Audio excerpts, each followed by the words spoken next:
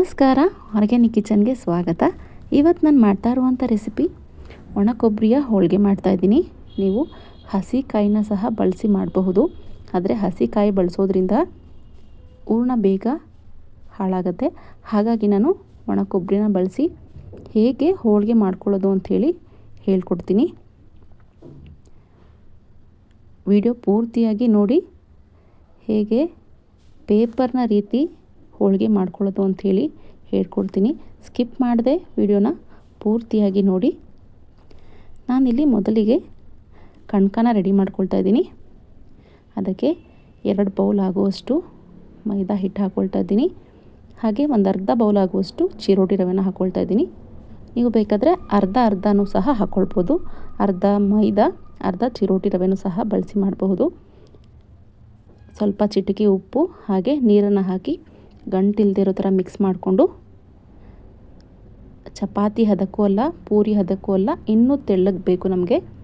ಈ ರೀತಿ ನಿಧಾನಕ್ಕೆ ಗಂಟುಗಳು ಇಲ್ಲದೇ ಇರೋ ರೀತಿಯಲ್ಲಿ ಕಣ್ಕನ ನಾದ್ಕೊಳ್ಳಿ. ನಾವು ಎಷ್ಟು ನಾದ್ತೀವೋ ಕಣ್ಕನ ಅಷ್ಟೇ ಹೋಳಿಗೆ ಚೆನ್ನಾಗಿ ಬರುತ್ತೆ.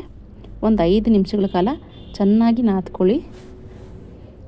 ಇದಾದಮೇಲೆ ಕೊನೆಯಲ್ಲಿ ಸ್ವಲ್ಪ ಎಣ್ಣೆ ಹಾಕಿ ಇನ್ನೊಂದು ಸರಿ ನಾದಿ ಕಣ್ಕದ ಪೂರ್ತಿಯಾಗಿ ಎಣ್ಣೆನ ಹಚ್ಚಿ ಅದನ್ನು ಒಂದು 1 ಅವರ್ ಅಥವಾ 2 ಅವರ್ ಇದನ್ನು ನೆನೆಯೋಗಿ ಬಿಡಿ. ನೀವು ಎಷ್ಟು ನೆನೆಯೋಗಿ ಬಿಡ್ತೀರೋ ಅಷ್ಟೇ ಹೋಳಿಗೆ ಚೆನ್ನಾಗಿ ಬರುತ್ತೆ. ಈ ರೀತಿ ಎಣ್ಣೆ ಹಾಕಿ ಇದನ್ನು 2 ರಿಂದ 3 ಗಂಟೆಗಳ ಕಾಲ ಇದನ್ನು ನೆನೆಲಿಕ್ಕೆ ಬಿಡೋಣ. ಇದಾದಮೇಲೆ ನಾನು ಇಲ್ಲಿ ಕೊಬ್ಬರಿನ ತುರಿದಿಟ್ಕೊಂಡಿದ್ದೀನಿ. 1 kg ಆಗೋಷ್ಟು ಕೊಬ್ಬರಿ ನಾನು ಬಳಸ್ಕೊಂಡಿದ್ದೀನಿ. ಇದನ್ನು ಒಂದು ಸಾರಿ ತುರಿದಿಟ್ಕೊಂಡಿದ್ದೀನಿ. ಇಲ್ಲಿ ಒಂದು 900 ಗ್ರಾಮ್ ಆಗುವಷ್ಟು ಬೆಲ್ಲ ಹಾಕ್ಕೊಳ್ತಿದ್ದೀನಿ. 1 kgಗೆ 900 ಗ್ರಾಮ್ ಬೆಲ್ಲ ಸಾಕಾಗುತ್ತೆ. ನಂತರ ಮಿಕ್ಸಿ ಜಾರಿಗೆ ಒಂದು 4 ಸ್ಪೂನ್ ಆಗುವಷ್ಟು ಸೋಂಪು ಹಾಕ್ಕೊಳ್ತಾ ಇದ್ದೀನಿ. ಒಂದು 4 ಏಲಕ್ಕಿ ಹಾಕ್ಕೊಳ್ತಿದ್ದೀನಿ. ಸೋಂಪು ಇಷ್ಟ ಆಗಲ್ಲ ಅಂತ ಹೇಳೋರು ಗಸಗಸೆ ಹಾಕ್ಕೊಳ್ಬೋದು. ಎರಡೂ ಬೇಡ ಅಂತ ಹೇಳೋರು ಸ್ಕಿಪ್ ಮಾಡ್ಕೊಳ್ಳಿ, ಪರವಾಗಿಲ್ಲ. ಏಲಕ್ಕಿ ಮತ್ತು ಕೊಬ್ಬರಿನ ಮಾತ್ರ ನುಣ್ಣಗೆ ರುಬ್ಕೊಂಡು ಬರಬೇಕು. ಇಲ್ಲಿ ಸ್ವಲ್ಪನೂ ದಪ್ಪ ಇರಬಾರ್ದು, ಪೂರ್ತಿ ಸಣ್ಣಕ್ಕೆ ರುಬ್ಕೊಳ್ಳಿ. ಆವಾಗಲೇ ನಿಮಗೆ ಪೇಪರ್ ರೀತಿಯಲ್ಲಿ ಹೋಳಿಗೆ ಚೆನ್ನಾಗಿ ಬರುತ್ತೆ. ನೋಡಿ, ಇಷ್ಟು ನುಣ್ಣಗೆ ರುಬ್ಕೊಂಡಿದ್ರೆ ಸಾಕು. ಈ ರೀತಿ ಎಲ್ಲ ಕೊಬ್ಬರಿನೂ ನಾನು ನುಣ್ಣಗೆ ರುಬ್ಕೊಂಡಿದ್ದೀನಿ. ಇದಾದಮೇಲೆ ಇಲ್ಲಿ ನಾನು ಬೆಲ್ಲನ ಕರಗೋವರೆಗೆ ಇದನ್ನು ಕುದಿಸ್ಕೊಳ್ಳೋಣ. ಇದು ಪಾಕ ಆಗಬಾರ್ದು, ಬೆಲ್ಲ ಕರಗಿದ್ರೆ ಸಾಕು. ನೀರಿನಲ್ಲಿ ಬೆಲ್ಲ ಮುಳುಗೋ ಅಷ್ಟು ನೀರು ಹಾಕ್ಕೊಳ್ಳಿ ಸಾಕು. ಇದಾದಮೇಲೆ ಇವಾಗ ನಾನು ರುಬ್ಕೊಂಡಿರುವಂತಹ ಕೊಬ್ಬರಿಯನ್ನು ಒಂದು ಸಾರಿ ಹುರ್ಕೊಳ್ತೀನಿ. ನೀವು ಖಾಲಿ ಬಾಣಲಿಗೆ ಹಾಕೋದ್ರಿಂದ ಕೊಬ್ಬರಿ ತಳ ಹಿಡಿಯೋ ಚಾನ್ಸಸ್ ಇರುತ್ತೆ. ಹಾಗಾಗಿ 1-2 ಸ್ಪೂನ್ ತುಪ್ಪ ಹಾಕ್ಕೊಂಡು ಸಣ್ಣಕ್ಕೆ ರುಬ್ಕೊಂಡಿರುವಂತಹ ಕೊಬ್ಬರಿಯನ್ನು ಹಾಕ್ಕೊಂಡು ಒಂದು 5 ನಿಮಿಷಗಳ ಕಾಲ ಲೋ ಫ್ಲೇಮ್ನಲ್ಲಿ ಇದನ್ನು ಹುರ್ಕೋಬೇಕು. ನಿಧಾನಕ್ಕೆ ಕೈ ಆಡಿಸ್ಕೊಳ್ಳಿ. ಇದು ತಳ ಹಿಡಿಬಾರ್ದು, ಹಾಗೆ ಕಪ್ಪಗಾಗಬಾರ್ದು. ಆ ರೀತಿ ತುಪ್ಪದಲ್ಲಿ ಹುರ್ಕೊಳ್ಳೋದ್ರಿಂದ ನಿಮಗೆ ಘಮನೂ ಚೆನ್ನಾಗಿರುತ್ತೆ, ಹಾಗೆ ಟೇಸ್ಟು ಸಹ ಚೆನ್ನಾಗಿರುತ್ತೆ. ನೋಡಿ, ಈ ರೀತಿ ಕೈ ಬಿಡದೇ ಇರೋ ಹಾಗೆ ಒಂದು 5 ನಿಮಿಷಗಳ ಕಾಲ ಇದನ್ನು ಹುರ್ಕೊಳ್ಳಿ. ನಿಮಗೆ ಘಮ ಬರುತ್ತೆ, ಕೊಬ್ಬರಿಯ ಘಮ ಬರುತ್ತೆ. ಆವಾಗವರೆಗೂ ಇದನ್ನು ನೀಟಾಗಿ ಹುರ್ಕೊಳ್ಳಿ. ನಂತರ ಇದರ ಕಲರ್ ಸಹ ಬದಲಾಗುತ್ತೆ ಲೈಟಾಗಿ, ನಿಮಗೆ ಗೊತ್ತಾಗುತ್ತೆ ಹುರಿಬೇಕಾದ್ರೆ. ಇಷ್ಟು ಹುರ್ಕೊಂಡಿದ್ರೆ ಸಾಕು. ಇದಾದಮೇಲೆ ಬೆಲ್ಲ ಸಹ ಕರಗಿದೆ. ನಾವು ಇಲ್ಲಿ ಪಾಕ ತೆಗೆಯೋ ಅವಶ್ಯಕತೆ ಇಲ್ಲ, ಕರಗಿದ್ರೆ ಸಾಕು. ಇದಾದಮೇಲೆ ನಾನು ಇದನ್ನು ಶೋಧಿಸ್ಕೊಂಡು ಒಂದು ಅಗಲ ಇರುವಂತಹ ಬಾಣಲಿಗೆ ತಕ್ಕೊಂಡಿದ್ದೀನಿ. ಇದಕ್ಕೆ ನಾವೇನು ಹುರ್ಕೊಂಡಿದ್ದೀವಿ ಕೊಬ್ಬರಿನ, ಅದನ್ನು ಹಾಕ್ಕೊಂಡು ನೀಟಾಗಿ ಇದನ್ನು ಒಂದು 5 ನಿಮಿಷಗಳ ಕಾಲ ಮಿಕ್ಸ್ ಮಾಡಿಕೊಂಡು ಕುದಿಸ್ಕೋಬೇಕು.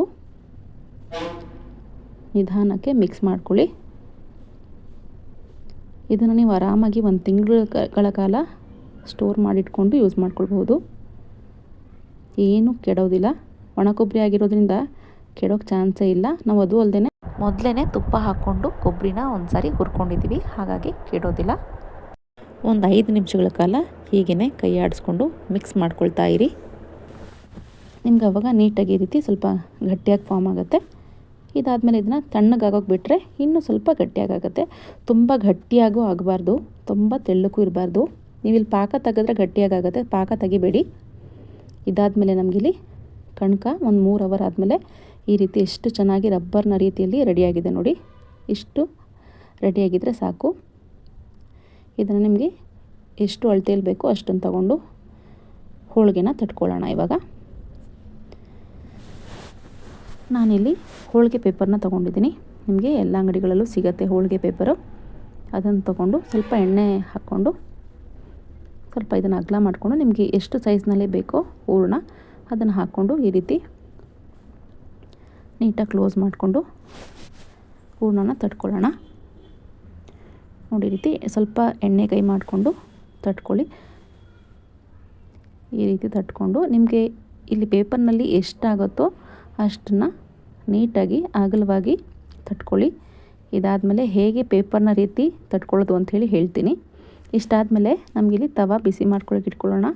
ಬಿಸಿ ಆದಮೇಲೆ ನಾವು ತಟ್ಕೊಂಡಿರುವಂಥ ಹೋಳಿಗೆನ ತವಾ ಮೇಲೆ ಹಾಕ್ಕೊಂಡು ಒಂದು ಸಾರಿ ನೀಟಾಗಿ ಪ್ರೆಸ್ ಮಾಡ್ಕೊಳ್ಳಿ. ಈ ರೀತಿ ರೌಂಡಕ್ಕೂ ಒಂದು ಸಾರಿ ಪ್ರೆಸ್ ಮಾಡಿಕೊಂಡ್ರೆ ನಿಮಗೆ ಪೇಪರ್ನ ರೀತಿಯಲ್ಲಿ ಹೋಳಿಗೆ ಬರುತ್ತೆ. ನೋಡಿ ಎಷ್ಟು ಚೆನ್ನಾಗಿ ತೆಳ್ಳಗೆ ಹೋಳಿಗೆ ಬಂದಿದೆ ಅಂಥೇಳಿ. ಈ ರೀತಿ ಮೀಡಿಯಮ್ ಫ್ಲೇಮ್ನಲ್ಲಿ ನಿಧಾನಕ್ಕೆ ಎರಡು ಸೈಡು ಸಹ ಬೇಯಿಸ್ಕೊಳ್ಳಿ. ಹೈ ಫ್ಲೇಮಲ್ಲಿ ಬೇಯಿಸ್ಬಿಡಿ, ನಿಮಗೆ ಚೆನ್ನಾಗಿರಲ್ಲ. ಮೀಡಿಯಮ್ ಫ್ಲೇಮ್ನಲ್ಲಿ ಎರಡೂ ಕಡೆ ಬೇಯಿಸ್ಕೊಂಡು ಕೊನೆಯಲ್ಲಿ ತುಪ್ಪ ಹಾಕ್ಕೊಳ್ಳಿ. ತುಪ್ಪ ಹಾಕ್ಕೊಂಡು ಎರಡು ಸೈಡು ಸಹ ಬೇಯಿಸ್ಕೊಂಡ್ರೆ ನಿಮಗೆ ಮೃದುವಾದ ಪೇಪರ್ನ ಆಗಿರುವಂತಹ ತೆಳ್ಳಗಿರುವ ಕೊಬ್ಬರಿ ಒಬ್ಬಟ್ಟು ರೆಡಿಯಾಗುತ್ತೆ. ನೋಡಿ ಎಷ್ಟು ಚೆನ್ನಾಗಿ ಬಂದಿದೆ ಅಂಥೇಳಿ. ಒಬ್ಬೊಬ್ಬರು ಒಂದೊಂದು ರೀತಿಯಲ್ಲಿ ಮಾಡ್ತಾರೆ. ನೀವು ಒಬ್ಬಟ್ಟು ಮಾಡೋಕ್ಕೆ ಬರೋದಿಲ್ಲ ಅಂತ ಹೇಳೋರು ಈ ರೀತಿ ಟ್ರೈ ಮಾಡಿ, ಈಸಿಯಾಗೂ ಸಹ ಇರುತ್ತೆ. ಇವಾಗ ಇದು ಆಗಿದೆ, ಇನ್ನೊಂದು ಒಬ್ಬಟ್ಟು ಮಾಡ್ಕೊಳ್ಳೋಣ. ಒಬ್ಬೊಬ್ಬರು ಒಂದೊಂದು ರೀತಿಯಲ್ಲಿ ಒಬ್ಬಟ್ಟನ್ನ ತಟ್ಕೊಳ್ತಾರೆ. ಒಬ್ಬೊಬ್ಬರು ಈ ರೀತಿ ಕೈನಲ್ಲಿ ಕೂಡ ತಟ್ಕೊಳ್ತಾರೆ. ಇಲ್ಲ ಅಂತ ಹೇಳಿದ್ರೆ ಲಟ್ಟಣಿಗೆನ ಬಳಸ್ಕೊಂಡು ಅದರಲ್ಲಿ ಚಪಾತಿ ಒತ್ತೋ ಥರ ಕೂಡ ಒತ್ತಬಹುದು. ಅಥವಾ ಈ ರೀತಿ ಒಂದು ಪೇಪರ್ ಮೇಲೆ ಇನ್ನೊಂದು ಪೇಪರ್ನ ಹಾಕಿ ಕೂಡ ಪ್ರೆಸ್ ಮಾಡೋದ್ರಿಂದ ಅದು ಕೂಡ ಚೆನ್ನಾಗಿ ಬರುತ್ತೆ. ಇಲ್ಲ ಒಬ್ಬಟ್ಟೆ ನಮಗೆ ಮಾಡಲಿಕ್ಕೆ ಬರೋದಿಲ್ಲ, ಒಬ್ಬಟ್ಟು ನಮ್ಗೆ ತಟ್ಟಲಿಕ್ಕೆ ಬರೋದಿಲ್ಲ ಅಂತ ಹೇಳೋರು ಈ ರೀತಿ ಟ್ರಿಕ್ಸ್ನ ಫಾಲೋ ಮಾಡಿ ಆರಾಮಾಗಿ ನೀವು ಒಬ್ಬಟ್ಟನ್ನ ತಟ್ಕೋಬಹುದು. ಇದು ಮೈದಾ ಆಗಿರೋದ್ರಿಂದ ನೀವು ತಟ್ತಾ ಹೋಗ್ತಿರೋ ಹಾಗೆ ಅದು ಶ್ರಿಂಕ್ ಆಗ್ತಾ ಹೋಗ್ತಾ ಇರುತ್ತೆ. ಹಾಗಾಗಿ ಪೇಪರ್ ಮೇಲೆ ಎಷ್ಟು ತಟ್ಟಲಿಕ್ಕಾಗುತ್ತೋ ಅಷ್ಟು ತಟ್ಕೊಂಡು ನಂತರ ತವಾ ಮೇಲೆ ಹಾಕ್ಕೊಂಡು ಒಂದು ಸಾರಿ ಸುತ್ತಲೂ ಪ್ರೆಸ್ ಮಾಡ್ಕೊಳ್ಳಿ. ಅದು ನೀಟಾಗಿ ಆವಾಗ ಪೇಪರ್ನ ರೀತಿಯಲ್ಲಿ ಬರುತ್ತೆ. ನೋಡಿ ಈ ಥರ ರೌಂಡು ಸಹ ಪ್ರೆಸ್ ಮಾಡ್ಕೋಬೇಕು. ಅದಾದ್ಮೇಲೆ ನಿಧಾನಕ್ಕೆ ಪೇಪರ್ ತೆಗೆದ್ರೆ ನಿಮಗೆ ಎಷ್ಟು ಚೆನ್ನಾಗಿ ಬಂದಿದೆ ನೋಡಿ. ಒಬ್ಬಟ್ಟೆ ಮಾಡಲಿಕ್ಕೆ ಬರೋಲ್ಲ ಅಂತ ಹೇಳೋರು ಈ ಟ್ರಿಕ್ಸ್ ಫಾಲೋ ಮಾಡಿ ಈ ರೀತಿ ಒಬ್ಬಟ್ಟನ್ನ ಮಾಡಿಕೊಂಡು ತಿನ್ನಿ. ಮೀಡಿಯಮ್ ಫ್ಲೇಮ್ನಲ್ಲಿ ಫ್ರೈ ಮಾಡ್ಕೊಳ್ಳಿ. ಸ್ವಲ್ಪ ತುಪ್ಪ ಹಾಕ್ಕೊಂಡು ತಿನ್ನಿ. ಇದನ್ನು ಬಿಸಿ ಬಿಸಿಯಾಗಿ ತಿನ್ನೋದಕ್ಕಿಂತ ಸ್ವಲ್ಪ ತಣ್ಣಗಾದ್ಮೇಲೆ ತಿಂದರೆ ಚೆನ್ನಾಗಿರುತ್ತೆ. ಈ ಕೊಬ್ಬರಿಯ ಹೂರಣವನ್ನು ಸಹ ನಾವು ಹೋಗ್ತಾ ಬರ್ತಾ ತಿನ್ಬೋದು. ಅದು ಸಹ ಕೊಬ್ಬರಿ ಮಿಠಾಯಿ ಥರನೇ ಇರುತ್ತೆ. ಒಣ ಕೊಬ್ಬರಿಯಿಂದ ಮಾಡಿರೋದ್ರಿಂದ ಕೊಬ್ಬರಿ ಮಿಠಾಯಿ ತಿನ್ನೋ ಹಾಗೇ ಆಗುತ್ತೆ. ಕೊಬ್ಬರಿ ಮಿಠಾಯಿನ ಪಾಕ ತೆಗೆದು ಮಾಡ್ತಾರೆ, ಬಟ್ ಇಲ್ಲಿ ನಾವು ಪಾಕ ತೆಗೆದೇ ಮಾಡಿರುವಂತಹ ಹೂರಣ ಇದು. ನೀವು ಎಷ್ಟು ದಿನ ಬೇಕಾದರೂ ಇದನ್ನು ಸ್ಟೋರ್ ಮಾಡಿ ಇಟ್ಕೊಳ್ಬಹುದು. ನೋಡಿ ಎಷ್ಟು ಚೆನ್ನಾಗಿ ಒಬ್ಬಟ್ಟು ನಮಗೆ ರೆಡಿಯಾಗಿದೆ ಅಂಥೇಳಿ. ನೀವೇ ನೋಡ್ತಾ ಇರ್ಬೋದು ಪೇಪರ್ನ ರೀತಿ ಎಷ್ಟು ಚೆನ್ನಾಗಿ ಬಂದಿದೆ ಅಂಥೇಳಿ. ನೋಡ್ತಾ ಇದ್ದೀರಲ್ವ, ನೀವು ಕೂಡ ಟ್ರೈ ಮಾಡೋದನ್ನು ಮರಿಬೇಡಿ. ಈ ರೀತಿ ಒಬ್ಬಟ್ಟು ಮಾಡೋದು. ನಮ್ಮ ಮನೆಯ ಯುಗಾದಿ ಹಬ್ಬದಲ್ಲಿ ಈ ರೀತಿ ಹೋಳಿಗೆ ಮಾಡಿ ತಿಂದಿದ್ದಾಯಿತು.